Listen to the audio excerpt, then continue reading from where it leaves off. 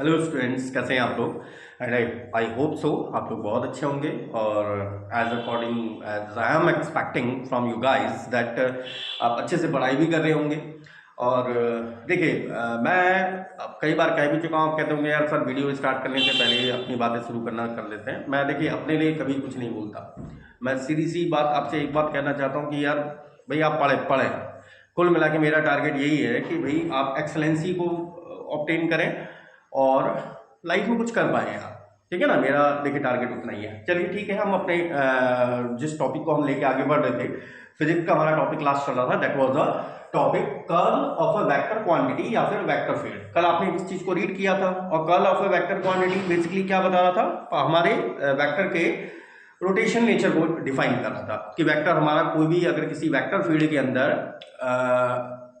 या किसी vector quantity के अंदर रोटेशन का नेचर है। जैसे मैंने कल आपको एग्जांपल दिया था फ्लूइड, उसका नदी का एग्जांपल दिया था, रिवर लेके शायद हमने एग्जांपल दिया था लास्ट लेक्चर में, कि उसमें अगर वाटर आपने देखा भी था कि हाँ भाई वो कहीं पर वर्लपूल बन रहे हैं या एडीज बन रही हैं, वहां पर वाटर की जो वेलोसिटी है उस वेलोसिटी वेक्टर के अंदर कौन सा नेचर था, it has the nature of rotation. तो देखो कर्ल की जो सिंपल मीनिंग है ना, the general meaning of curl, ये हमारी जो जनरल मीनिंग है, general meaning of curl is rotation। इसका सीधा सीधा पहला अर्थ ही आता है कि रोटेशन। Is that clear? इसका अर्थ है रोटेशन। इसका मतलब दैट इज इफ अगर curl of A vector quantity, अगर मैंने वेक्टर क्वांटिटी को ए वेक्टर को मैंने ए वेक्टर लिया, कोई भी एक वेक्टर का फील्ड है, ठीक है ना, ए वेक्टर का फील्ड है और कर्ल ऑफ ए वेक्टर अगर 0 आ रहा है, इसका मतलब no rotation, no rotation character, no rotation character is attached with A. Is that clear? मतलब इसके अंदर कोई भी रोटेशन का कैरेक्टर नहीं है। बट अगर हमारा कर्ल ऑफ ए वेक्टर अगर नॉन जीरो है, कर्ल ऑफ ए वेक्टर अगर ये एक नॉन जीरो वैल्यू है, इसका मतलब डेफिनेटली वेक्टर के अंदर कैसा नेचर होगा, it will must possess the nature of rotation. That is vector must possess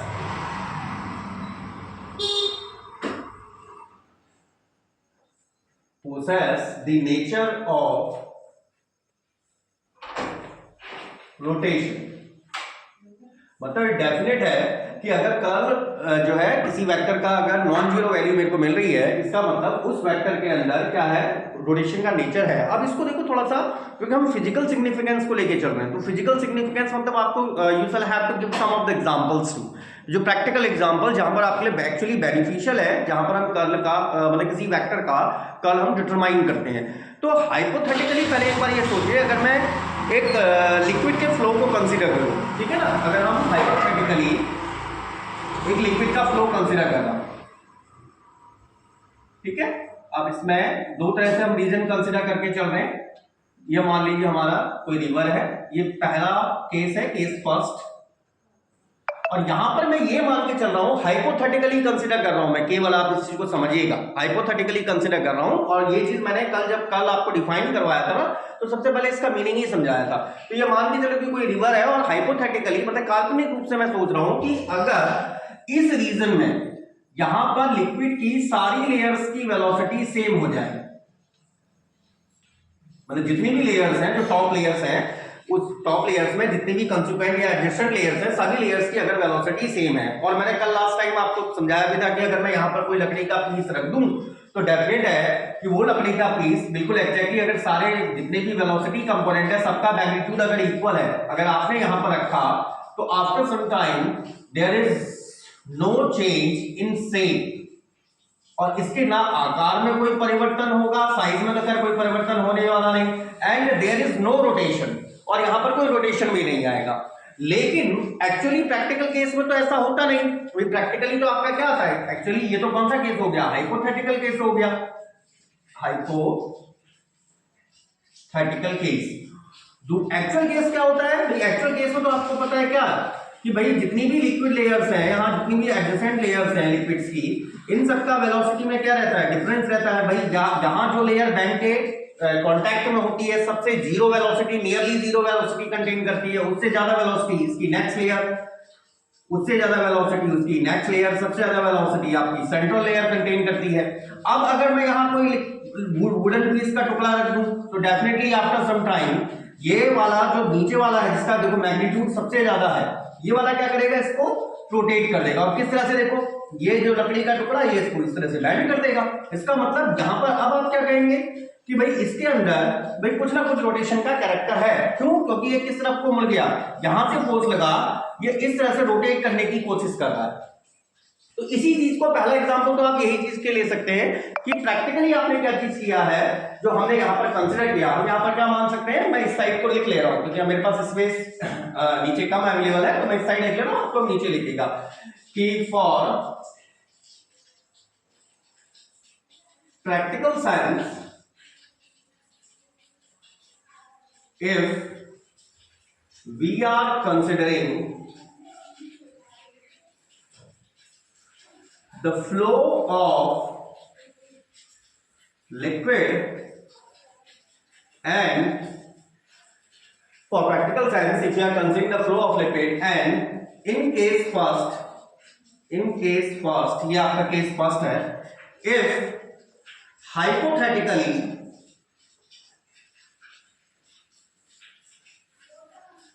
we assume that all the liquid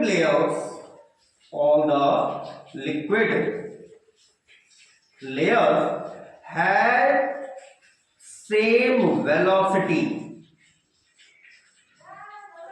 सारे लिक्विड लेयर की वेलोसिटी सेम हो, देन तो आपका क्या होगा, तो अगर सारी लिक्विड लेयर की वेलोसिटी सेम थी तो हमारा जो केस फर्स्ट, और हमने क्या बोला हाइपोथेटिकली, क्योंकि एक्चुअली ऐसा होता नहीं है। अगर वी अज्यूम हम कंसीडर करके चलें कि that all the liquid layers have same velocity, then हमारा जो वुडन पीस प्लेस्ड है रीजन आर में, तो उसका वो क्या हो जाएगा, टर्न होगा, there will be no turning in the wooden piece placed at region R. इसको मैं रीजन आर कह रहा हूं, ये रीजन आर है। Then there would be no turning in wooden piece in region R। इस रीजन आर में ऐसा नहीं होगा, बट अगर भाई एक्चुअली तो ऐसा होता नहीं है, ठीक है ना, बट in actual sense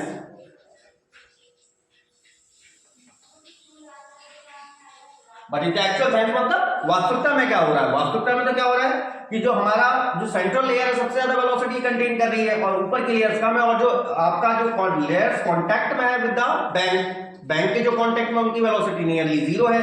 तो in actual sense we know that the liquid layers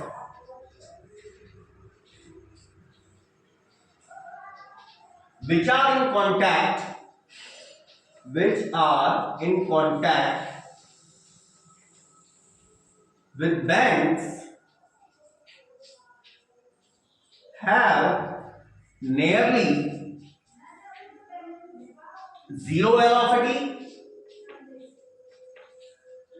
and the central layer has maximum velocity. तो सेंट्रल लेयर आपका क्या रखी है, मैक्सिमम वेलोसिटी रखी है। तो एक बार इसको कॉपी कर लीजिए, उसके बाद फिर हमसे टॉप से इसी चीज को आगे फर्दर लेके चलते हैं। तो आपने नीचे कॉपी कर लिया होगा।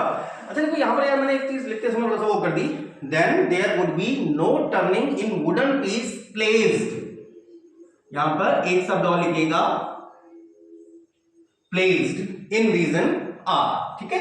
अच्छा अब आपको पता था हम एक्चुअल साइंस में क्या कहते हैं, सेंट्रल लेयर की वेलोसिटी क्या है आपकी, मैक्सिमम है। So there must be a turning in wooden piece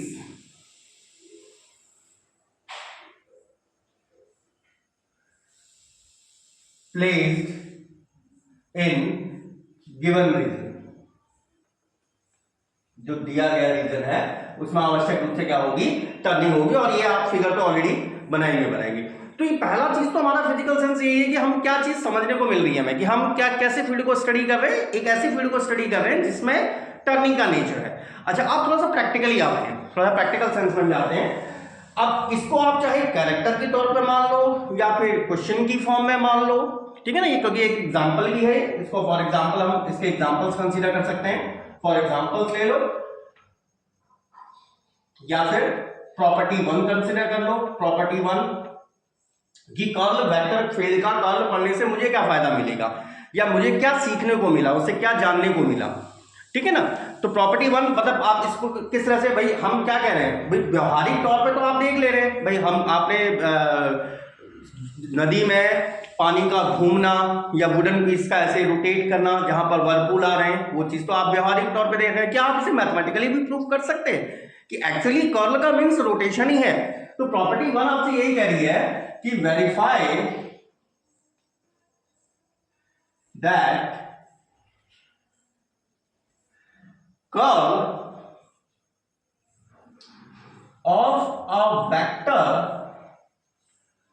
quantity is always associated with rotation। मैंने क्या लिखा, समझ में आया कि verify that curl of A vector quantity is always associated with rotation, कि किसी भी वेक्टर क्वांटिटी का जो कर्ल होता है वो हमेशा किससे एसोसिएटेड होता है, रोटेशन से एसोसिएटेड होता है। अब इस चीज को आप किस तरह से कंसीडर कर सकते हो, वेरीफाई करना, भाई मुझे मैथमेटिकली, अब ऐसा तो लिखूंगा नहीं यार मैंने प्रैक्टिकली देखा हुआ है कि यार नदियों में ऐसा होता है या फिर जिसके अंदर ये नेचर है, ये तो फिजिकली हो गया।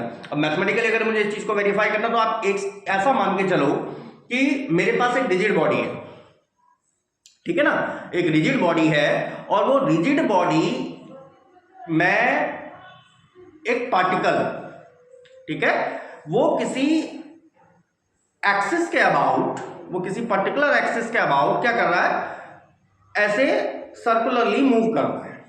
जैसे मान लो ये मेरी कोई रिजिड बॉडी है, कोई रिजिड बॉडी कंसीडर कर लो, या रिजिड बॉडी है पूरे की पूरी रिजिड बॉडी मान लो यार, ऐसे मान लो ये बॉडी, ठीक है ना, पूरी रिजिड बॉडी, उसी को पार्टिकल कंसीडर कर ले। मैंने एक पार्टिकल है जो किसी एक्सिस के अबाउट क्या कर रहा है, इस तरह से सर्कुलर पाथ में मोशन कर रहा है v वेलोसिटी से। क्लियर, कितनी वेलोसिटी से, v वेलोसिटी से, मतलब जब ये सर्कुलर पाथ में मोशन कर रहा होगा, इज दैट क्लियर। अब हम इसका तो देखो डायमेंशन हम 3 डायमेंशन या 2 डायमेंशन किस तरह से भी कंसीडर कर सकते हैं, क्योंकि अगर मैं रिजिड बॉडी इस तरह से मोटी कंसीडर करूं तो ये तो तीनों प्लेन में आ गई ना, ये तो हमारी तीनों प्लेन में आ जाएगी, भाई एक्स भी होगा, वाई भी होगा, जेड भी होगा, ठीक है। अगर मैं पर्टिकुलर एक इन अ सर्कुलर पाथ ही कंसीडर करूं तो फिर सर्कल में तो मेरा 2 डायमेंशनल वे हो जाएगा, ठीक है। तो आप इसको किसी भी तरह से कंसीडर कर सकते हो, या फिर इसी तरह को इसको मतलब क्वेश्चन की फॉर्म में आपसे कैसे पूछा जा सकता है, पहले मैं वो भी लिखा दे रहा हूं, पहले आपको ये पूछ सकता है और करके, if a rigid body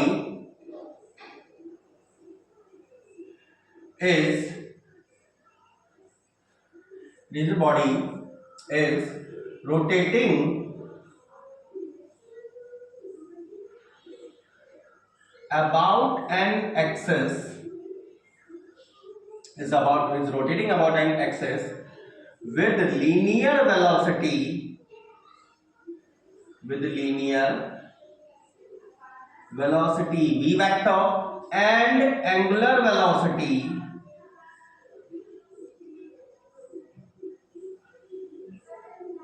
omega vector। Is that clear? If a rigid body is rotating about an axis with linear velocity, हम कितनी linear velocity से मान ले रहे हैं, v vector velocity से, and angular velocity omega vector, और मैं 3 डायमेंशनल नहीं समझा दूंगा, ऐसा कुछ नहीं है। Omega angular velocity omega vector से अगर रोटेट कर रही है, देन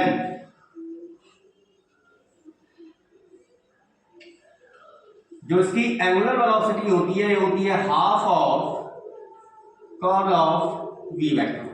तो एक बार पहले इस क्वेश्चन को लिख लीजिए, then we are going to verify that. और ये क्वेश्चन इससे एसोसिएटेड के है, क्यों है, ठीक है ना, मैं उसको साथ ही फिर एक्सप्लेन कर रहा हूं। एक बार कॉपी कर लीजिए। तो आप लोगों ने क्वेश्चन लिख लिया होगा। तो देखिए, जो आपकी प्रॉपर्टी थी ना, प्रॉपर्टी हमसे क्या कह रही थी भाई, आपने प्रॉपर्टी लिखी है ना, प्रॉपर्टी हमसे क्या कह रहा था हमसे कि किसी भी वेक्टर का कर्ल मुझे रोटेशन को बताता है, इस बात को वेरीफाई करो। और उसी को मैंने देखो क्वेश्चन फॉर्म में भी लिख दिया। क्यों? देखो, अगर कोई भी ऑब्जेक्ट, समझिए इसे, कोई भी ऑब्जेक्ट, मैं किस बात से बात कर रहा हूं, लीनियर वेलोसिटी से घूम रहा है, ठीक है ना भाई। लीनियर वेलोसिटी, वेलोसिटी क्या है उसका, एक वेक्टर क्वांटिटी है। कोई ऑब्जेक्ट घूम रहा है लीनियर वेलोसिटी से इसके चारों। अब उसके साथ क्या हो रहा है, उसके साथ उसकी डायरेक्शन तो चेंज हो रही है हर बार, ठीक है ना। अगर मैं इसको सर्कुलर पाथ मान लूं कि अगर ऑब्जेक्ट मेरा इस तरह से सर्कुलर पाथ में घूम रहा है, तो उसकी डायरेक्शन तो चेंज हो रही है। तो ऑब्जेक्ट का जो वेलोसिटी वेक्टर है, अगर इसके चारों ओर घूमेगा, इसका मतलब उसके वेलोसिटी वेक्टर का कर्ल इसकी एंगुलर वेलोसिटी नहीं हो जानी चाहिए। एंगुलर वेलोसिटी कहने का मतलब मैंने आपको देखो लास्ट लेक्चर में समझाया भी है। अगर नहीं पता है तो फिर मुझे कमेंट में बता दीजिएगा, मैं उसको एक बार दोबारा समझा दूंगा। मैंने बताया भी था आपको कि जब भी कोई दो ऑब्जेक्ट अगर सर्कल में घूमते हैं, ठीक है ना, जैसे सर्कल, मैंने एग्जांपल आपको क्या दिया था, मैं केवल रफली याद दिला रहा हूं भाई। डोरी में अगर दो पार्टिकल बांधे, इस वाले पॉइंट को ऐसे ऐसे घुमाया, तो आपका लीनियर वेलोसिटी तो डिफरेंट हो सकती है, लेकिन एंगुलर वेलोसिटी बिल्कुल सेम होगी। क्लियर? क्योंकि लीनियर वेलोसिटी में क्या है, पार्टिकल, ये वाला पार्टिकल यहां से यहां पहुंचा, लेकिन एंगुलर वेलोसिटी में, लीनियर वेलोसिटी में ये वाला पार्टिकल तो यहां से यहां पहुंचा, ये वाला पार्टिकल यहां से यहां पहुंच गया। फिगर याद आ रहा है जो हमने सर्कल का बनाया था, ठीक है ना। वो लास्ट लेक्चर में मैं इस चीज को एक्सप्लेन कर चुका हूं जब मैंने कर्ल को डिफाइन किया था। तो मैं वही बातें करना चाह रहा हूं आपसे कि भाई, अगर हम किसी बॉडी के लिए हम ये कह रहे हैं कि वेलोसिटी के कर्ल की बात कर रहे हैं, मतलब मैं वेक्टर के कर्ल की ही बात तो कर रहा हूं। तो मैं कह रहा हूं ऑब्जेक्ट मेरा इस तरह से किसी एक्सिस के अबाउट रोटेशन कर रहा है, ठीक है। ऑब्जेक्ट मेरा किसी एक्सिस के अबाउट रोटेशन कर रहा है एक वी वेक्टर वेलोसिटी से। क्लियर? तो अगर मैं इस वी वेक्टर वेलोसिटी का कर्ल निकाल दूं, तो मुझे कौन सी वेलोसिटी दे देनी चाहिए, उसने एंगुलर वेलोसिटी प्रोवाइड कर देनी चाहिए ना। तो वही चीज आपको वहां पर वेरीफाई करनी है। तो हम सिंपली उस चीज को आप प्रॉपर्टी में चाहे तो लिख सकते हो इस चीज को। तो मैं यहां पर देखो मान ले रहा हूं कि मेरे पास कोई भी एक ऑब्जेक्ट है, और जो इस एक्सिस के अबाउट, कोई भी एक रैंडम एक्सिस ले ली, क्लियर, इस एक्सिस के अबाउट v वेक्टर वेलोसिटी से रोटेशन कर रहा है इस सर्कुलर पाथ में। इस सर्कुलर पाथ है, इस एक्सिस के अबाउट ये रोटेशन कर रहा है। और किसी, इसको थोड़ा सा लेंथी बना लेते हैं, ये हमारा फिगर थोड़ा सा साफ साफ दिखे। मैंने किस तरह से कंसीडर किया, एक्सिस मेरी ये है, ऑब्जेक्ट ऐसे रोटेट कर रहा है, ये ओरिजिन है। अब ऑब्जेक्ट अगर ऐसे रोटेट कर रहा है, देखो फिगर में समझो, ऑब्जेक्ट मेरा ऐसे रोटेट कर रहा है, एक्सिस इसके सेंटर से होकर जा रही है, ये ओरिजिन पॉइंट है। हम मान ले रहे किसी पॉइंट P पर, क्लियर, इसका जो वेलोसिटी कंपोनेंट है, वेलोसिटी वेक्टर है, ये v वेक्टर है। अब हम तो इसकी वेलोसिटी v वेक्टर कंसीडर कर रहे हैं ना। अगर ये इसके अराउंड रोटेट कर रहा है, तो इसकी जो वेलोसिटी वेक्टर का, v वेक्टर का जो कर्ल हो जाना चाहिए, वो किसको डिफाइन करना चाहिए, इसकी एंगुलर वेलोसिटी। क्यों? क्योंकि ये एंगल बनाता हुआ गति करेगा ना भाई। जब भाई स्टार्टिंग मान लो यहां से स्टार्ट किया इसने, किसी भी पॉइंट से स्टार्ट किया, यहां से स्टार्ट किया, बाद में यहां पहुंच गया, किसी भी पॉइंट को आप लेके चल सकते हैं, तो एंगल कुछ ना कुछ तो सबटेंड करेगा ना। जैसे ये है, इसके अबाउट घूम रहा था, मैं इस पॉइंट से बात कर रहा हूं, ये पोजीशन, ये देखो ये सर्कल दिख रहा है, समझ में आ रहा है सर्कल, ये पॉइंट O, ये आ गया आपका कौन सा, रेडियस वेक्टर पॉइंट O पे। अब मान लो स्टार्टअप यहीं से किया, कुछ टाइम बाद वो यहां तो पहुंचेगा। तो जब यहां से वो यहां पहुंचेगा, इसका मतलब सेंटर को देखो क्या बना रहा है, एक एंगल बना रहा, नहीं बना रहा है। इनिशियल पोजीशन ये थी, लास्ट पोजीशन ये है, इसका मतलब सेंटर उसने एक एंगल, जब एक पूरी साइकिल कंप्लीट कर देगा तो कितने का एंगल ड्रॉ कर दिया, 2 पाई रेडियन, पूरा 2 पाई रेडियन। तो इसका मतलब अगर ये वेलोसिटी कंपोनेंट इस एक्सिस के अबाउट, इसको कुछ भी नाम दे दो, मैं मान ले रहा हूं x एक्सिस, इसके अबाउट हम मान ले रहे हैं v वेक्टर वेलोसिटी से मोशन कर रहा है, और p पॉइंट पर जो पार्टिकल है, इसका किसी टाइम t पर जो रेडियस वेक्टर है, हम मान रहे हैं r वेक्टर है। अच्छा, अब अगर इसके अबाउट ये रोटेशन कर रहा है, तो if, अगर मैं मान लूं कि if ऑब्जेक्ट या बॉडी, कुछ भी लिख लीजिए, इज रोटेटिंग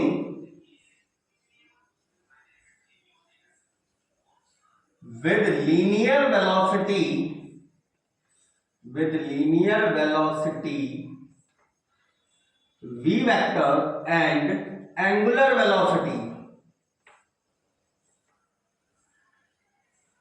हम एंगुलर वेलोसिटी मान के चल रहे हैं omega vector. Clear?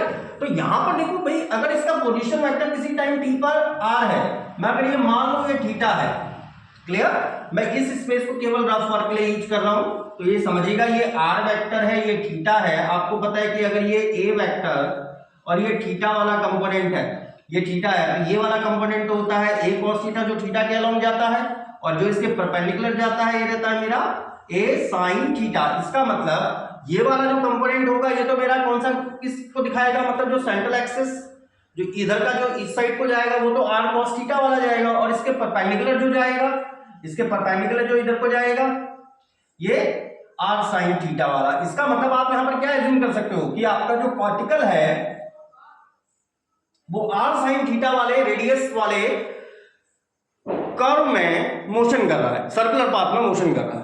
Is that clear? तो हम जो हमने कंसीडर किया with linear velocity v vector, so if p be any point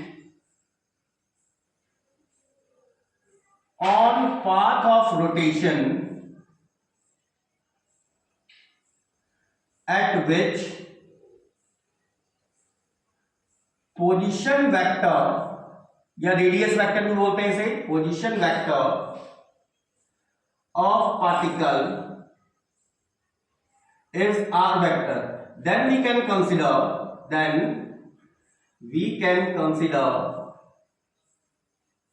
that the particle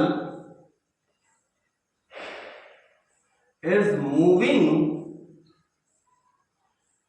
in a circular path of radii, किस रेडियाई के, आर साइन थीटा। मतलब आपका जो पार्टिकल है आर साइन थीटा वाले उसमें क्या कर रहा है, मोशन कर रहा है।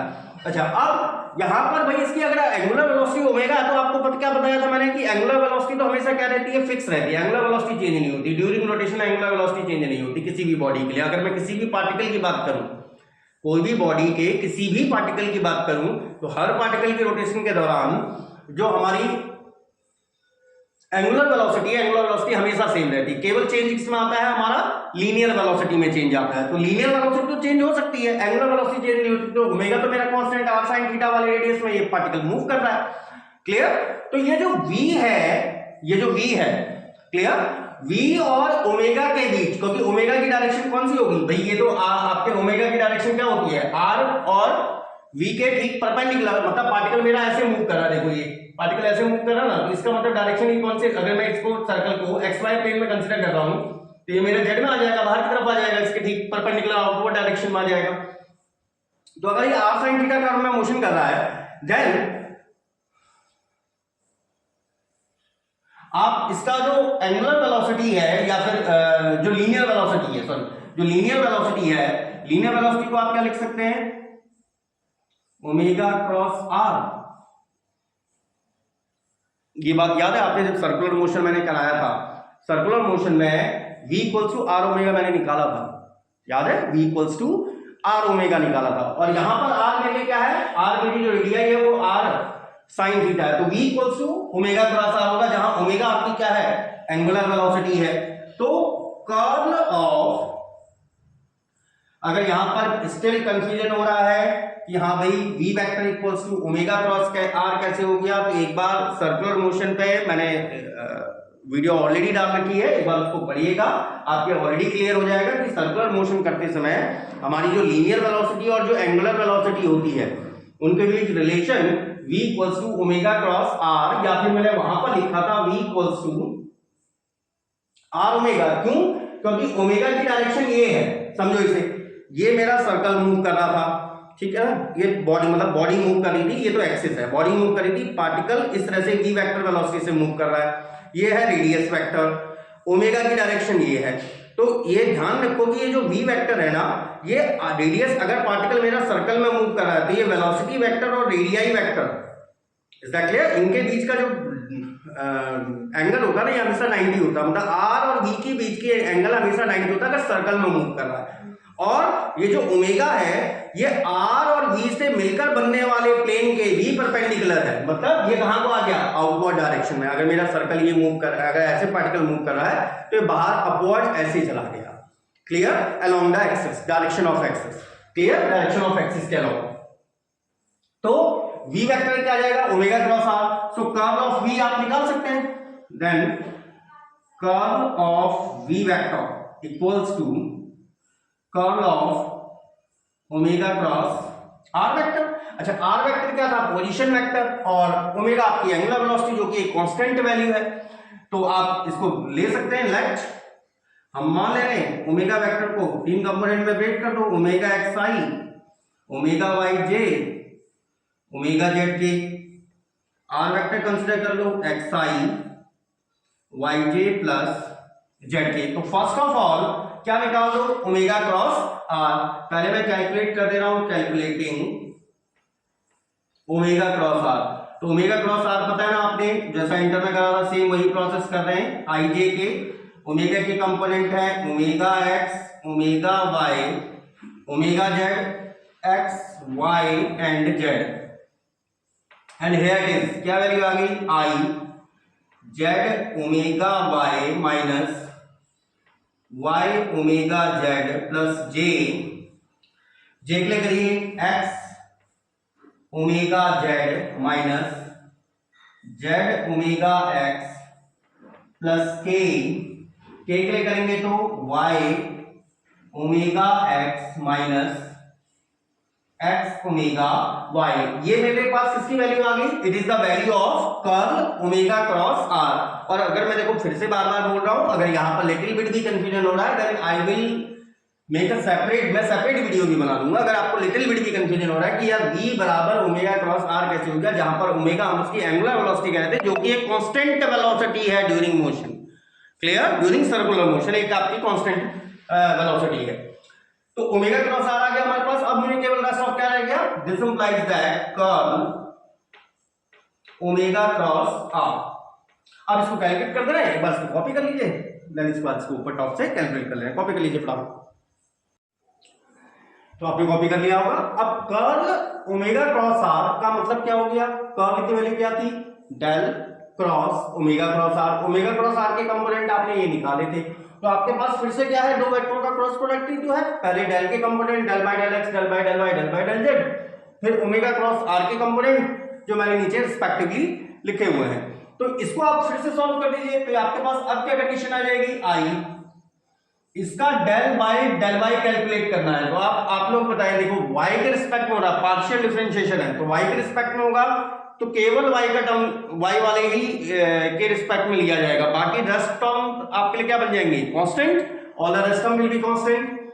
तो इसको आप क्या लिख सकते हैं, पहले तो चलो मैं इसको पूरा ही लिख दे रहा हूं, del by del y of y omega x minus x omega y minus del by del z of x omega z minus z omega x plus j, j वाले को करिए del by del z of z omega Y minus Y omega Z minus del by del x of y omega x minus x omega y plus k में करिए, it is del by del x of x omega Z minus Z omega x minus del by del y of z omega Y minus Y omega z, that will be this one. तो अब आपके पास क्या आ गया, it is i del by del y के respect में, देखो वाई के रिस्पेक्ट में करना है तो डब्ल्यू एक्स तो कांस्टेंट, क्योंकि इसको मैं w1 भी लिख सकता था, वाई के रिस्पेक्ट में 1 हो गया, ये तो पूरी तरह से 0। यहां पर चेक करो, जेड के रिस्पेक्ट में करना है, यहां पर भी देखो माइनस माइनस प्लस, जेड के रिस्पेक्ट में करोगे ओमेगा एक्स कांस्टेंट आ गया, तो ओमेगा एक्स प्लस जे। यहां देखो जेड के रिस्पेक्ट में करना है तो ओमेगा वाई, इस वाले फंक्शन का तो 0, क्योंकि ओमेगा जेड मतलब ओमेगा 3 कह सकते थे, मतलब हम जो ओमेगा वेक्टर को ओमेगा एक्स आई प्लस ओमेगा वाई जे प्लस ओमेगा जेड के लिख रहे हैं उसको मैं ओमेगा 1 आई ओमेगा 2 जे ओमेगा 3 के भी तो लिख सकता था, क्योंकि ये जेड केवल नीचे सफिक्स में लगे हुए हैं, ठीक है ना, केवल सफिक्स में है। यहां पर करो एक्स के रिस्पेक्ट में, इस वाले को हो जाएगा minus minus plus again omega y plus k, यहां पर क्या है del by del x, it is omega z and here it is again omega z. तो आपके पास क्या आ गया 2 of omega x i omega y j omega z k, और यही मेरे लिए क्या था 2 ऑफ ओमेगा वेक्टर 10। आपके पास क्या आया कर्ल v बराबर 2 ऑफ ओमेगा वेक्टर, या फिर ओमेगा वेक्टर को आप लिख सकते हैं half of curl of v। और ये चीज मुझे क्या रिप्रेजेंट कर रही है कि the curl of linear velocity, क्योंकि लीनियर वेलोसिटी से तो मूव कर रहा था वो ऐसे ऐसे ऐसे ऐसे, क्योंकि ओमेगा वेक्टर की तो पार्टिकल तो ऐसे मूव कर रहा था ऐसे, ओमेगा वेक्टर की डायरेक्शन तो ये है, ठीक है ना, ओमेगा वेक्टर की डायरेक्शन तो ये है, पार्टिकल तो ऐसे मूव कर रहा था। तो इसका जब मैंने कर्ल निकाला तो मुझे उसने क्या बता दिया कि इसका कर्ल बेसिकली इस डायरेक्शन में, भाई वो घूम तो ऐसे रहा है, ठीक है ना, तो वो किसको बता रहा है रोटेशन को बता रहा है, मतलब एंगुलर वेलोसिटी को डिफाइन कर रहा है। तो ये मुझे क्या शो कर रहा है which shows that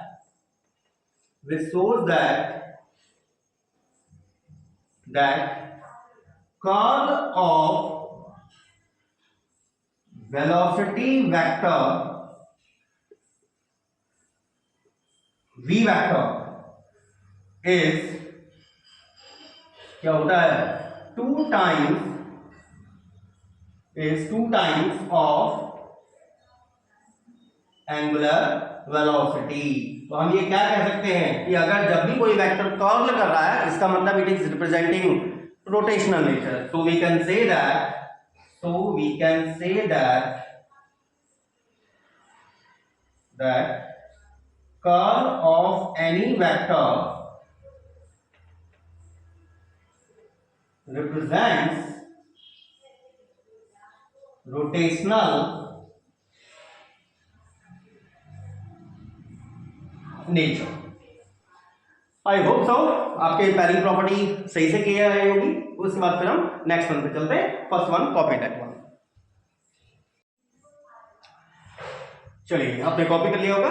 सेकंड, भाई देखिए सेकंड क्या है, सेकंड आपने पढ़ा हुआ है, ये इंटर में आपने जैसे बायो-सावर्ट लॉ या फिर किसी स्ट्रेट वायर में अगर कोई करंट फ्लो हो रही है, ठीक है ना, आपने इस तरह से पढ़ा था, अगर कोई स्ट्रेट वायर में अगर कोई करंट फ्लो हो रही है तो बायो-सावर्ट लॉ के अकॉर्डिंग लगा लो या फिर अन्य किसी लॉ के अनुसार आप अप्लाई कर लो। तो इसके चारों ओर भाई अगर इस वायर में आई अमाउंट ऑफ करंट फ्लो हो रही है तो इसके चारों ओर क्या होता है, एक मैग्नेटिक फील्ड होता है डेवलप, एक मैग्नेटिक फील्ड डेवलप हो जाता है, इसके चारों ओर एक मैग्नेटिक फील्ड डेवलप होता है। अब अगर करंट मेरी इस दिशा में है इसका मतलब मैग्नेटिक फील्ड डेफिनेटली इस दिशा में है, ये भी तो सेम वही है, मैंने कहा ना अगर ऐसे भी करंट मेरी इस दिशा में तो मैग्नेटिक फील्ड इस दिशा में है। क्लियर, मैग्नेटिक फील्ड इस तरह से घूम रहा है, आपका मैग्नेटिक फील्ड की डायरेक्शन ये है। लेकिन मैं अभी क्या कह रहा हूं, करंट ये फ्लो हो रही है, करंट ये फ्लो हो रही है, ये अराउंड लूप है जिसके आर रेडियस का एक मैंने लूप ले लिया, यहां से आर रेडियस का एक लूप ले लिया, तो मैग्नेटिक फील्ड की डायरेक्शन ये है। क्लियर, और इस चीज को आप दूसरे तरह से क्या समझ सकते हो कि जैसे अगर आप कोई भी करंट कैरिंग कंडक्टिंग वायर समझो, भाई कोई मैंने सप्लाई सोर्स ले लिया और एक करंट कैरिंग कंडक्टिंग वायर ले ली, यहां पर एक स्विच लगा दो, ये स्विच है। अब जैसे आप स्विच को प्रेस करोगे इसमें करंट फ्लो होने लग जाएगी, आई अमाउंट ऑफ करंट फ्लो होने लग जाएगी। तो इस वायर, जो ये वायर रखी हुई है, इसके चारों ओर एक मैग्नेटिक फील्ड डेवलप होगा, इसके चारों ओर क्या डेवलप होगा, इसके चारों ओर एक मैग्नेटिक फील्ड इस तरह से डेवलप हो जाएगा। अब अगर मैं इस मैग्नेटिक फील्ड का कर्ल निकालूं तो अभी आपने देखो थोड़ी देर पहले क्या पढ़ा था कि अगर कोई ऑब्जेक्ट मेरा सर्कुलर मोशन में रोटेशन कर रहा है किस वेलोसिटी से, विद लीनियर वेलोसिटी ही, तो इसका कर्ल किस बात को इंडिकेट कर रहा था, इसकी एंगुलर वेलोसिटी को इंडिकेट करता है जिसकी डायरेक्शन ये थी। इसका मतलब इसके चारों ओर जो मैग्नेटिक फील्ड, अगर ये करंट की डायरेक्शन ये है मतलब कर्ल ये आ रहा है, ऐसे करके आ रहा है कर्ल, ऐसे करके घूमता हुआ आ रहा है। भाई मेरा ये है ना, ये देखो ये मेरा कंडक्टिंग वायर है, यहां पर नीचे समझ लो बैटरी लगी हुई है। अब करंट ये है, इसका मतलब मैग्नेटिक फील्ड ये है, इस तरह से मैग्नेटिक फील्ड आ रहा है मेरा ये। क्लियर? तो अगर मैं इसका कर्ल निकालूं तो ये कर्ल बेसिकली किस बात को बताएगा भाई, इसके नियर बाय पॉइंट पर मैं किसकी डायरेक्शन को डिफाइन करेगा, करंट की डायरेक्शन को डिफाइन करेगा। तो सेकंड आपका क्या आ जाता है कि if we consider a current carrying conductor, current carrying conducting wire,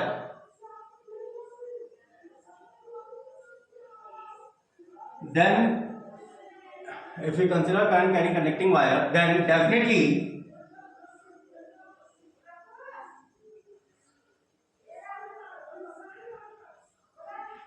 a magnetic field will produce around it, एक मैग्नेटिक फील्ड उसके अराउंड प्रोड्यूस हो जाएगा, ठीक है ना। So at any near by point the curl of magnetic field, और जो magnetic field का कर्ल है will represent डी, किसकी रिप्रेजेंट डायरेक्शन को रिप्रेजेंट कर रहा है, करंट की डायरेक्शन को, will represent the direction of flow of current moving out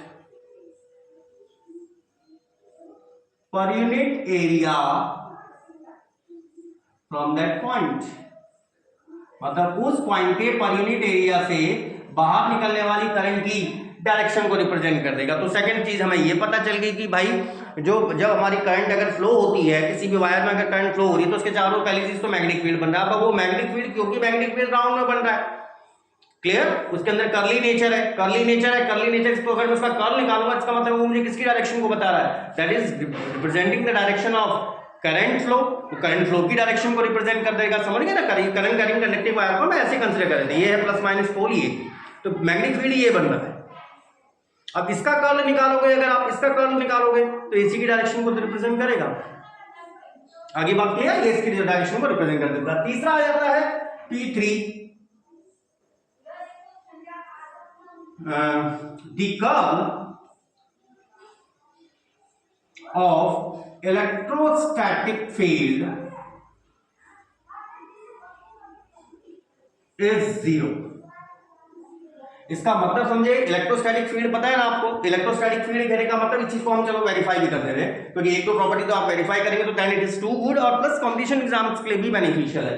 क्या कि curl of electrostatic field is 0। Electrostatic field कहने का मतलब जैसे अगर आप किसी पॉइंट आइसोलेटेड चार्ज को कंसीडर कर लो जो रेस्ट में है, हम उसके अभी मोशन की बात नहीं कर रहे क्योंकि मोशन करते समय तो सिनेरियो कुछ और हो जाएगा, ठीक है ना। अभी हम बात कर रहे हैं केवल उसके रेस्ट पोजीशन की। तो अगर मैं कोई भी अगर जैसे कोई पॉजिटिव चार्ज ले लूं, एक आइसोलेटेड चार्ज है विच इज इन रेस्ट, तो आपको क्या पता था कि इससे जो इलेक्ट्रिक फोर्स लाइंस निकलती हैं वो इलेक्ट्रिक फोर्स लाइंस क्या होंगी भाई, यहां पर इलेक्ट्रिक फील्ड, इस पॉइंट पर इलेक्ट्रिक फील्ड, इस पॉइंट पर इलेक्ट्रिक फील्ड, इस पॉइंट पर। ये जो वेक्टर का जो ये लेंथ है ना, ये मैग्नीट्यूड को बताते हैं, और जो ये एरो हेड है ये डायरेक्शन को बताता है। तो यहां पर देखो सब जगह पर इन चारों पॉइंट पर ना इलेक्ट्रिक फील्ड एग्जैक्टली इक्वल होगा, लेकिन डायरेक्शन अलग अलग है। यहां पर इलेक्ट्रिक फील्ड इस डायरेक्शन में है, यहां इलेक्ट्रिक फील्ड इस डायरेक्शन में, यहां इलेक्ट्रिक फील्ड इस। अब आप थोड़ा सा और डिस्टेंस पे चले जाओ, अब यहां पर जो इलेक्ट्रिक फील्ड होगा ना, इस पॉइंट पर जो इलेक्ट्रिक फील्ड होगा उस पर मैग्नीट्यूड कम हो जाएगा। आ रही बात क्लियर? क्यों? क्योंकि मेरी डिस्टेंस बढ़ गई है, चार्ज से डिस्टेंस बढ़ गई है। मतलब इस पॉइंट पर अगर मैं इलेक्ट्रिक फील्ड की वैल्यू निकालूंगा ड्यू टू दिस चार्ज, तो यहां से अगर ये पॉइंट r डिस्टेंस पर है, यहां से भी ये पॉइंट r डिस्टेंस पर है, मान लो ये वाला पॉइंट, ऐसे मैंने ये वाला पॉइंट भी r डिस्टेंस पर, ये वाला पॉइंट भी r डिस्टेंस पर, तो आपको पता है ना भाई ये वाला पॉइंट, ये वाला पॉइंट, ये वाला पॉइंट और ये वाला पॉइंट, मतलब है P Q R और S की बात कर रहा हूं। आपको क्या पता था, किसी पॉइंट चार्ज के कारण r डिस्टेंस पर जो इलेक्ट्रिक फील्ड होता है आइसोलेटेड चार्ज के कारण, इलेक्ट्रिक फील्ड क्या होता है 1/4 pi epsilon not q upon r square r cap. r cap मतलब डायरेक्शन है, आर कैप उसी दिशा में जहां को आर डिस्टेंस है। तो ये देखो अगर मेरे आर की वैल्यू बढ़ेगी इसका मतलब इलेक्ट्रिक फील्ड की स्ट्रेंथ कम हो रही है, लेकिन इन पॉइंटों पर पी क्यू आर एस ये जो चारों पॉइंट है इन पर इलेक्ट्रिक फील्ड की वैल्यू सेम होगी, जैसे कि ए बी सी डी पर, ए बी सी डी पर भी सेम होगी, लेकिन ए पर इलेक्ट्रिक फील्ड की इंटेंसिटी बी पर क्या नाम है पी पर इलेक्ट्रिक फील्ड की इंटेंसिटी से ज्यादा है, ए पर ज्यादा है पी पर कम है, ऐसे ही बी पर ज्यादा है क्यू पर कम है, लेकिन पी क्यू आर एस पर सेम मैग्नीट्यूड है इलेक्ट्रिक फील्ड का, लेकिन डायरेक्शन अलग अलग है। ऐसे ही ए बी सी डी पर, अब यहां पर अगर हम आइसोलेटेड चार्ज के कारण देख रहे हैं, अभी तो मैंने पॉजिटिव चार्ज कंसीडर किया था, तो इलेक्ट्रिक फोर्स लाइंस बाहर की तरफ निकल रही थी, जो हमारी इलेक्ट्रिक फोर्स लाइंस है वो बाहर की, मतलब आप यहां पर क्या करो कि इलेक्ट्रिक फील्ड मेरा क्या हो रहा है, ये क्या हो रहा है, फैल नहीं रहा, पॉजिटिव डाइवर्जेंस, डाइवर्जेंस पढ़ा चुका हूं ना पहले, तो ये क्या हो रहा है, पॉजिटिवली डाइवर्ज हो रहा है, मतलब इस वेक्टर का अगर मैं इलेक्ट्रिक फील्ड वेक्टर की बात करूं, इलेक्ट्रिक फील्ड में हम बात कर रहे हैं, तो अगर मैं डाइवर्जेंस ऑफ इलेक्ट्रिक फील्ड की निकालूं तो इसका मतलब ये डेफिनेटली इसकी कुछ ना कुछ एक फाइनाइट एंड पॉजिटिव वैल्यू होगी, लेकिन क्या इसके अंदर, क्योंकि ये पॉइंट से क्या कर रहा है, यहां पर आप ये फिगर बना लेना और ये दिखा देना, ये इलेक्ट्रिक फील्ड ड्यू टू ये चित्र दिखाने की जरूरत नहीं है, electric field due to a point charge at a distance, मैं बोल भी दे रहा हूं ऐसे करके दिखा दीजिएगा, ये हो गया हमारा। तो यहां पर डाइवर्जेंस की वैल्यू की, लेकिन भाई यहां पर हो क्या रहा है प्रोसेस, भाई यहां से इलेक्ट्रिक फील्ड फैल तो रहा है, भाई चारों दिशाओं में फैल रहा है, इधर को भी फैल रहा है, इधर भी फैल रहा है, ऐसा नहीं कि मैंने चार दिशाएं दिखाई तो आप कहेंगे सर नहीं ये तो ऐसे नहीं फैलेगा यार, ऐसा थोड़ा है कि ये इधर नहीं फैलेगा, ये तो इधर भी फैलेगा, ये तो सारे जितने भी पॉसिबल जितनी भी डायरेक्शंस हैं ये सब में क्या हो रहा है, एक्सपेंड हो रहा है, सभी दिशाओं में एक्सपेंड, लेकिन ये क्या हो रहा है, फैल रहा है, डाइवर्ज हो रहा है, और कौन सा डाइवर्जेंस है, पॉजिटिव, और यही चार्ज अगर नेगेटिव होता तो इलेक्ट्रिक फोर्स लाइंस अंदर की तरफ सिंक करती, तो हम उसको क्या बोलते हैं, नेगेटिव डाइवर्जेंस, तो वहां पर ही वैल्यू आती, लेकिन क्या ये घूमने का नेचर रख रहा है, भाई यहां पर तो इलेक्ट्रिक फील्ड केवल इस पॉइंट से फैल रहा है, ये ऐसे फैल रहा है, बाहर की तरफ फैलता है, और इलेक्ट्रिक फील्ड इंटेंसिटी धीरे धीरे क्या होती जा रही है, इलेक्ट्रिक फील्ड स्ट्रेंथ धीरे धीरे क्या होती जा रही है, मेरी कम होती जा रही है, तो इसके अंदर घूमने का नेचर नहीं है, इसके अंदर घूमने का नेचर नहीं है, तो फिजिकली तो हम इसमें लिख सकते हैं कि since the electric field produced due to a isolated point charge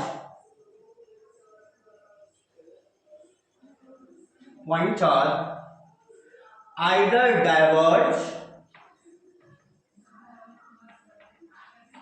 और कन्वर्ज, ठीक है ना, वो किस पर डिपेंड करेगा, depending on charge is positive और नेगेटिव, आप चाहे लिख लें, डिपेंडिंग ऑन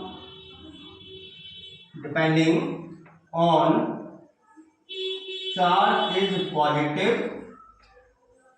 और नेगेटिव, तो मैंने क्या लिखा हमने, since the electric field produce due to isolated point charge either diverge or converge, so divergence of electric field ये पॉजिटिव या फिर नेगेटिव होगा, बट फाइनाइट होगा, लेकिन it doesn't have the nature of rotation, but लेकिन इसके अंदर क्या है, रोटेशन का नेचर नहीं है, so it's curl will be zero, इसका कर्ल जीरो हो जाएगा, उसको मैथमेटिकली भी प्रूव कर देते हैं, इसे यहां पर लिख लीजिए, चलिए पहले इतना लिखो फिर उसको लिख लेते हैं, ये बात ना लिख लीजिए first of all.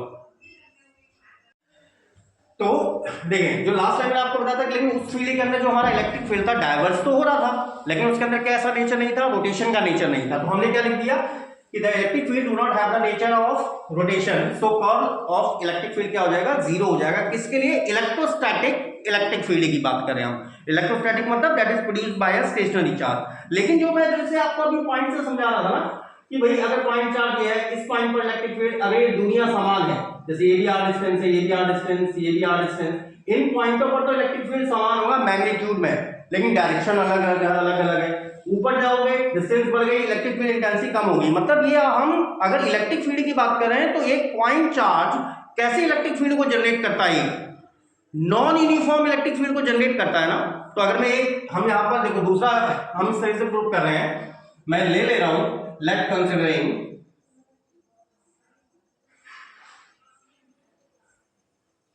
a non-uniform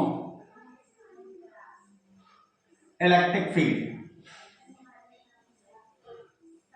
एक नॉन यूनिफॉर्म इलेक्ट्रिक फील्ड है, नॉन यूनिफॉर्म इलेक्ट्रिक फील्ड जिसकी डायरेक्शन मैं कुछ ऐसे मान लेता हूं, इस तरह से, मतलब इलेक्ट्रिक फील्ड क्या है, नीचे से ऊपर की तरफ, मतलब पॉइंट चार्ज कहीं यहां रखा हुआ है, दिमाग में समझ लो कोई पॉइंट चार्ज है मेरा, पॉजिटिव चार्ज, जिससे इलेक्ट्रिक फोर्स लाइंस ऐसे ऐसे जा रही है ऊपर की तरफ। अब जैसे ये एग्जांपल मैंने आपको समझाया है, समझना इसे, इसी एग्जांपल की बात कर रहा हूं, जैसे कोई पॉइंट चार्ज था, इससे आप इतनी दूरी पर गए, ये डिस्टेंस, भाई इसके कारण इलेक्ट्रिक फील्ड का मैग्नीट्यूड कितना था, भाई लग गया, चलो वैसे लिख लो, वेक्टर की फॉर्म में लिख ले रहे, ये वैल्यू थी 1/4 pi epsilon not q upon r square and r cap. तो ये r स्क्वायर पे डिपेंड कर रही है, अगर ये डिस्टेंस r है तो इस पर मैग्नीट्यूड डिपेंड कर रहा है। अगर मैं दूरी बढ़ा दूं, भाई इस पॉइंट पर इंटेंसिटी कम हो गई, और दूरी बढ़ा दूं, इस पॉइंट पर इंटेंसिटी कुछ और कम हो गई, मतलब जितने भी पॉइंट जो इसके इतने इस रीजन में है, इतने रीजन में है, उस पर तो इंटेंसिटी सेम है, इस पर इंटेंसिटी कम हो रही है, तो कैसा इलेक्ट्रिक फील्ड है, नॉन यूनिफॉर्म है ना, हर बिंदु पर इलेक्ट्रिक फील्ड इंटेंसिटी सेम तो है नहीं। तो मैं इसी तरह से कंसीडर कर रहा हूं कि हम एक नॉन यूनिफॉर्म इलेक्ट्रिक फील्ड को कंसीडर कर ले रहे हैं। हमने मान लिया यहां पर ये कोई नॉन यूनिफॉर्म इलेक्ट्रिक फील्ड है, इमेजिन कर लो यहां कोई पॉइंट चार्ज रखा हुआ था, क्लियर। अच्छा चलो मैं इसको डॉटेड लाइन से दिखा दे रहा हूं, हम मान ले रहे हैं ये नॉन यूनिफॉर्म इलेक्ट्रिक फील्ड है, ये है हमारा नॉन यूनिफॉर्म इलेक्ट्रिक फील्ड है, हम सेक ऑफ कन्वीनियंस के लिए कंसीडर कर ले रहे हैं साहब।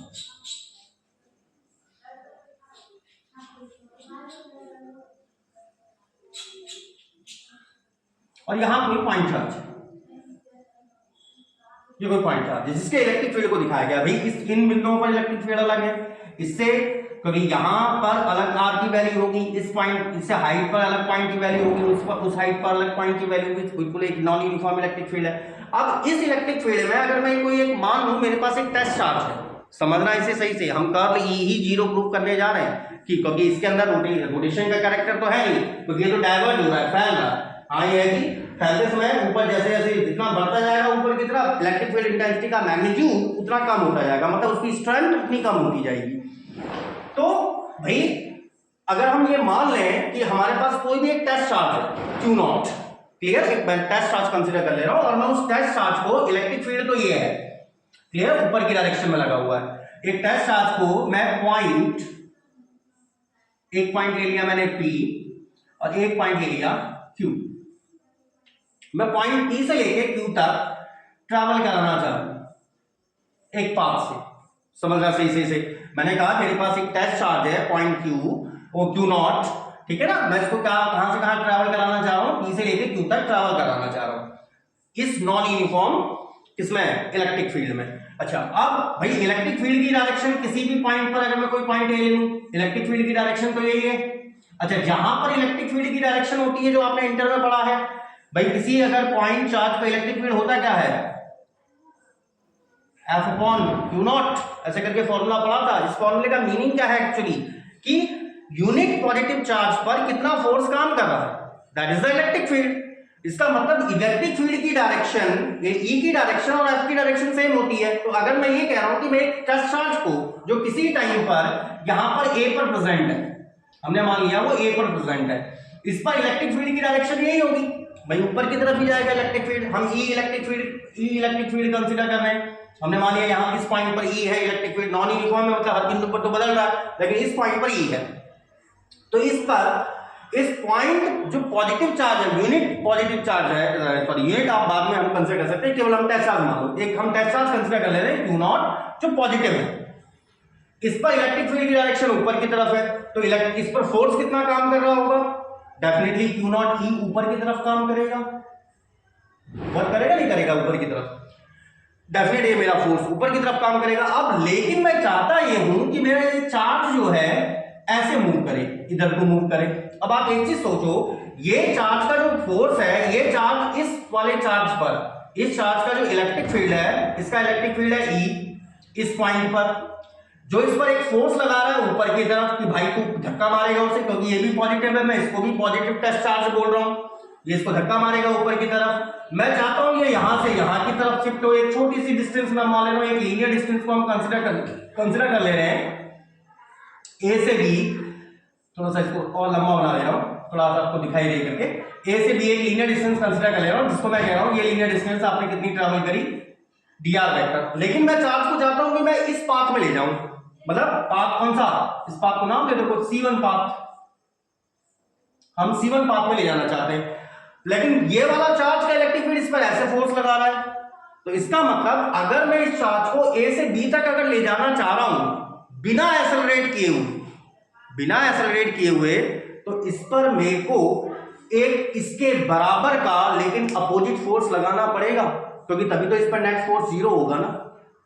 समझ में आ रही है बात? क्योंकि एक बल देखो, जैसे ये है, ये मान लो चार्ज है, इस चार्ज पर इस इलेक्ट्रिक फील्ड के कारण एक फोर्स ऊपर की तरफ लग रहा था। अब आप चाहते हो यार ये चार्ज इधर जाए, एक ये वाला फोर्स तो लगेगा इस पे, आप चाह रहे हो इधर जाएगी, क्यों जाएगा यार यहाँ, तो ये वाला चार्ज तो उसको फेंक रहा है ना ऊपर की तरफ। अब तुम्हारी चाहते हैं कि तुम यहां से यहां भेजना चाह रहे हो, तो तुम कैसे भेजोगे भाई? आपको इस चार्ज पर जो फोर्स ऊपर की तरफ काम कर रहा है, इसको पहले तो 0 बनाना पड़ेगा इस चार्ज पे। तो इसको अगर मुझे 0 बनाना है इस चार्ज पे, मतलब इसके बराबर का बल मुझे इस चार्ज पर ठीक अपोजिट डायरेक्शन में लगाना पड़ेगा, ताकि इसमें नेट फोर्स 0 हो जाए। और नेट फोर्स 0 हो जाए तो बिना एक्सेलरेशन के भागे में इसको A से B पर पहुंचा दूंगा। Is that clear? तो इसका मतलब A से B तक ट्रैवल कराने के लिए मुझे इस पर जो फोर्स अप्लाई करना पड़ेगा, ये बराबर तो होगा Q0E के, लेकिन माइनस में। सारी बात क्लियर? लेकिन ठीक इसमें किसमें हो जाएगा, नेगेटिव साइन में हो जाएगा। तो केवल इस चार्ज को A से B तक मूव कराने के लिए आपको कितना वर्क करना पड़ा, क्योंकि ये वर्क तो मुझे ये फोर्स किसको लगाना पड़ा था, मुझे लगाना पड़ा था ना, क्योंकि मैं बिना एक्सेलरेशन के चाहता था। मैं क्या चाहता था कि पार्टिकल को कोई दिक्कत ना हो यार, पार्टिकल पे एक फोर्स ऊपर काम करना, मैंने उसके बराबर का फोर्स उस पर लगा दिया, ताकि पार्टिकल पे काम करने वाला नेट फोर्स 0 हो जाए और विदाउट एक्सेलरेशन पार्टिकल A से B तक मूव कर जाए। तो मुझे एक इक्वल फोर्स इस पर अप्लाई करनी पड़ी। अब एक इक्वल फोर्स अप्लाई करनी पड़ी, तो इसका मतलब A से B तक मूव कराने के लिए, पार्टिकल को केवल A से B तक मूव कराने के लिए, मैं इसको यहां से क्लियर कर दे रहा हूं, केवल अगर हम A से B तक मूव कराने के लिए work done by external agent in moving test charge without acceleration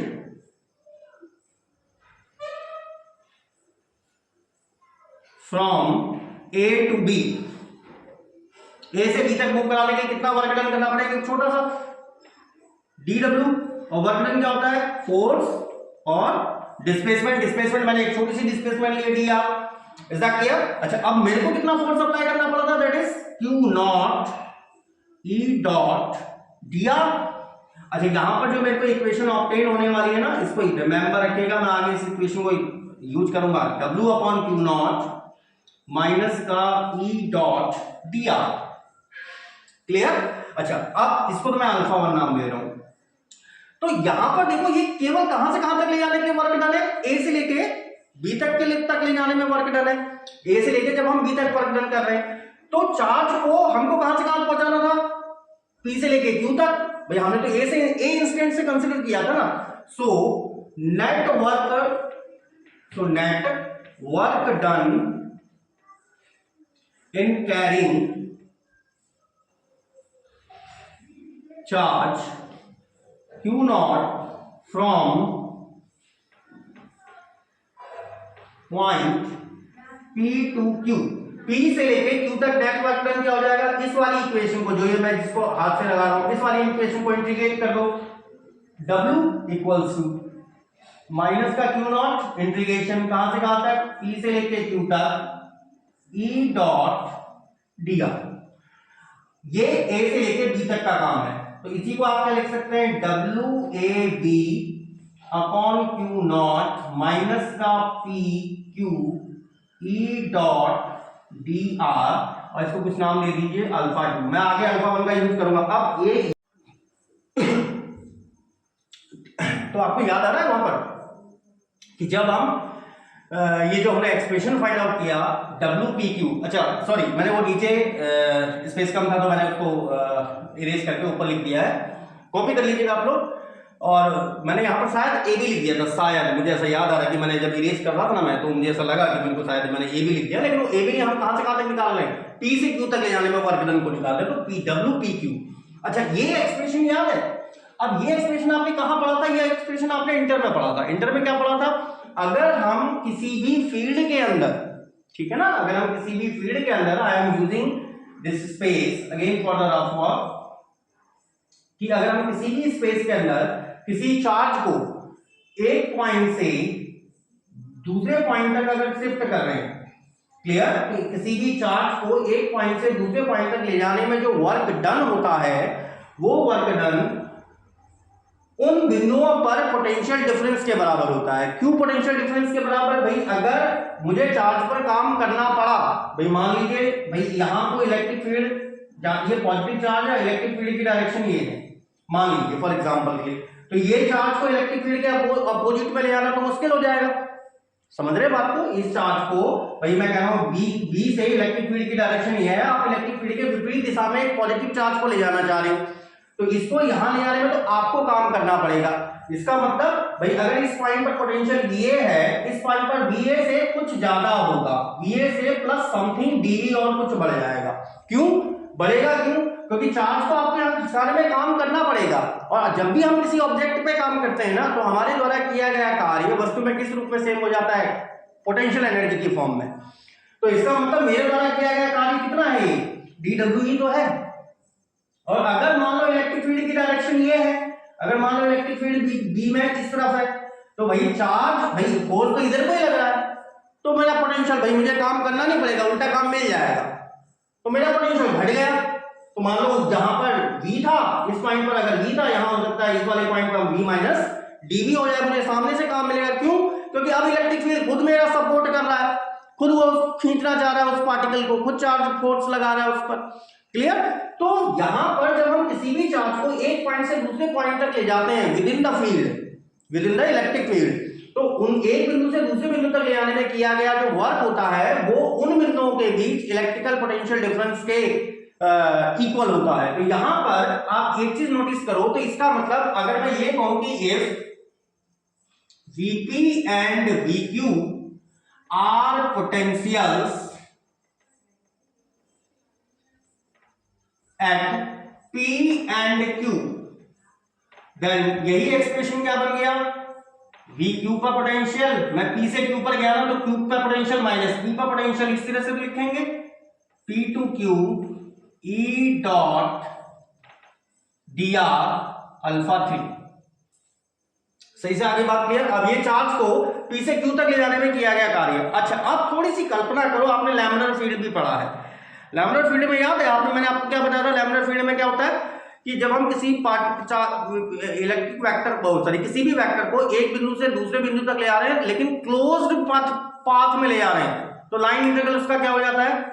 0 हो जाता है। तो यहां पर भी अगर आप ये सोचो कि मैं अगर पार्टिकल को A से यहां with in the electric field E के इलेक्ट्रिक फील्ड में पार्टिकल को पहले P से Q तक ले गया C1, बाय समहाउ किन्हीं तरीकों से मैं वापस आ गया बाय पाथ C2, पूरा एक कंप्लीट कर्व क्लोज कर दिया, तो यहां से यहां वापस आने पे किया गया काम कितना होगा?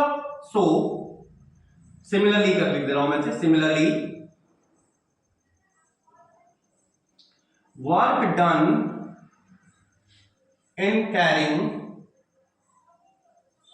चार्ज, टेस्ट चार्ज, टेस्ट की बात कर रहे हैं फ्रॉम Q टू P, कैसे लिखेंगे? ये वर्क डन ही तो था, तो ये Q को P से रिप्लेस कर दो, और P को, ये P से Q था ना, ये P से Q तक का काम था, तो आपकी वैल्यू ये आई थी, तो P को Q से और Q को P से रिप्लेस कर दो, तो ये क्या आ जाएगा? VP, और ये आ गया VQ बराबर माइनस, ये आ गया Q, ये आ गया P, it is E dot dr and alpha 4। अब इनको ऐड करके देखो, तो एडिंग अल्फा 3 एंड अल्फा 4, इस इक्वेशन, और अगर आप इस इक्वेशन को ऐड करोगे ना, ये देखो लेफ्ट हैंड साइड आपकी पूरी तरह से क्या हो जा रही है? 0, यहां क्या जा रहा है? Minus sign P to Q E dot dr plus Q to P E dot dr, it is P से Q E का लाइन इंटीग्रल, फिर Q से P भी E का लाइन, पूरी साइकिल में आ गया ना, पूरा क्लोज साइकिल में आ गया। E dot dr equals to 0। और आपको याद है कि अगर किसी वेक्टर कंपोनेंट का, इज दैट क्लियर, किसी वेक्टर कंपोनेंट का, किसी इलेक्ट्रिक वेक्टर कंपोनेंट का किसी फील्ड के अंदर क्लोज पाथ के लिए लाइन इंटीग्रल अगर 0 होता है, क्लोज पाथ के लिए लाइन इंटीग्रल 0 होता है, तो आप उसका कर्ल निकाल सकते हो। लाइन इंटीग्रल, क्योंकि वो फील्ड कौन से फील्ड होते हैं, लैमलर फील्ड। याद है लैमलर फील्ड में हमने जब कैलकुलेट किया था तो लाइन इंटीग्रल के लिए जब हमने निकाला था इलेक्ट्रिक फील्ड में, वहां पर भी निकाला था, तो वो लैमलर फील्ड था। वो कैसा फील्ड था, नॉन कर्ल फील्ड था ना। Is that clear? मतलब ई मेरे लिए क्या है, एक दैट इज, यहां पर आप क्या लिख सकते हैं, ई इज अ लैमलर फील्ड, और ऐसे फील्ड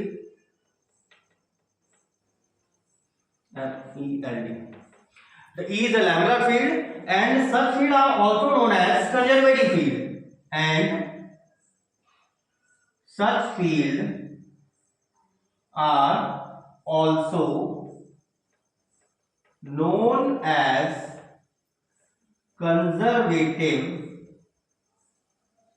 field।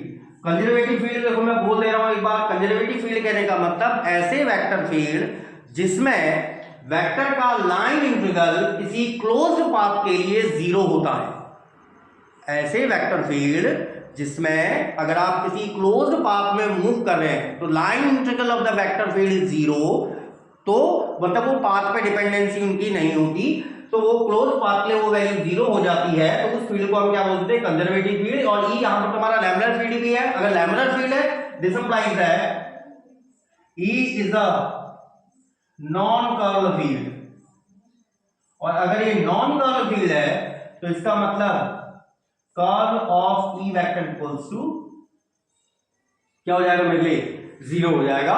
उसका कर्ल आपको क्या प्राप्त होगा, 0 प्राप्त होगा। तो आई होप सो आपको सही से समझ में आया होगा। फिर आगे इस पे और भी चीजें हैं जिसको हम फिर अब नेक्स्ट सेक्शन में डिस्कस करेंगे। आज आई थिंक तो सफिशिएंट है, पढ़िए भाई, और कोई भी प्रॉब्लम होती है तो पूछिए, एंड समझ में आता है तो लाइक शेयर एंड सब्सक्राइब करिए भाई। और वन थिंग टू भाई, अगर आप करेंगे ना तो मुझे भी अच्छा लगेगा। मैं आपको सीधी सी बात बताऊं, अगर आप पढ़ेंगे, काम करेंगे तो मुझे भी अच्छा लगेगा, और प्लस रिस्पॉन्स भी दें यार, थोड़ा सा रिस्पॉन्स भी दें। आप देख रहे हैं तो रिस्पॉन्स दें कि हाँ भाई आपको अच्छा लगा या नहीं लगा, कहीं पर कोई कन्फ्यूजन होता तो पूछिए मुझसे। मैं बार बार हर बार ये चीज़ें बोलता हूँ। तो और जहाँ से आपको, देखो मैं ये कभी नहीं कहूँगा कि यार मेरी वीडियो से आपको समझ में आ रहा है तो अच्छी बात है, आपको जहाँ से आप समझ में आता है आप वहाँ से देखिए, लेकिन हाँ अगर यहाँ से अच्छा लग रहा है तो जरूर मुझे वो चीज़ बताइएगा। टिल देन खुश रहिए, मस्त रहिए, पढ़ाई करिए, और टिल देन गुड बाय। और फिर आगे हम नेक्स्ट लेक्चर में डिस्कस करेंगे।